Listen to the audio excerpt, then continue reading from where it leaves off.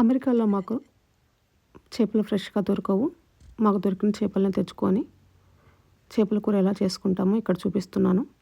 ఇక్కడ నేను తిలేపియా అనే ఫ్రెష్ చేపలేను, ఇంతవరకు ఫ్రోజన్ చేయనివి, వీటిలో బోన్స్ కూడా ఉండవు. వీటిని తెచ్చుకొని నేను కూర చేస్తున్నాను. దానికోసము చేపలను చిన్న చిన్న ముక్కలు కట్ చేసుకొని పసుపు, ఉప్పు, పెరుగు వేసి మంచిగా ఒక 5 నిమిషాలు కడిగి వాటర్తో వాష్ చేసుకోవాలి. ఇప్పుడు ఆ పెరుగు ఇలా చేయడం వల్ల వాసన అనేది ఉండదు.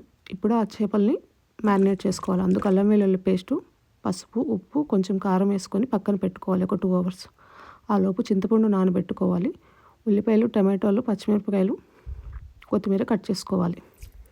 బాండి పెట్టుకొని బాండ్లో ఒక 2 టేబుల్ స్పూన్స్ ఆయిల్ వేసుకొని, ఆయిల్ హీట్ అయిన తర్వాత దాంట్లో మెంతులు వేసుకొని, తర్వాత ఉల్లిపాయలు వేసుకొని, ఉల్లిపాయలు కొంచెం ఫ్రై అయిన తర్వాత అందులో కొంచెం అల్లం వెల్లుల్లి పేస్టు, ఉప్పు వేయాలి.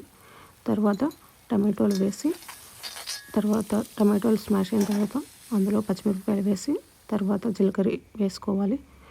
టమాటోలు మొత్తం స్మాష్ అయిన తర్వాత ముందుగా కలిపి పెట్టుకున్న చింతపండు గుజ్జు పోసుకోవాలి. చింతపండు గుజ్జు బాగా మసులుతున్నప్పుడు అందులో కొంచెం కొత్తిమీర పౌడర్ వేసుకోవాలి.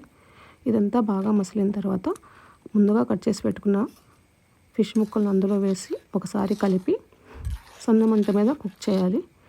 ఒకసారి కలిపిన తర్వాత ఫిష్ ముక్కలు ఇంకా కలపడానికి లేదు, ఎందుకంటే ముక్కలు మొత్తం చెదిరిపోతాయి.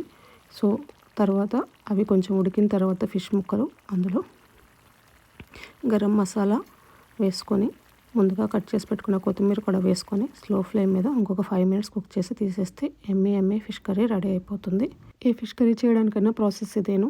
చింతపండు ప్లేస్లో పచ్చి చింతకాయలు వాడతారు డిఫరెంట్ రకాలుగా చేసుకోవడానికి. ఈ వీడియోని please like, share and follow me in my Instagram.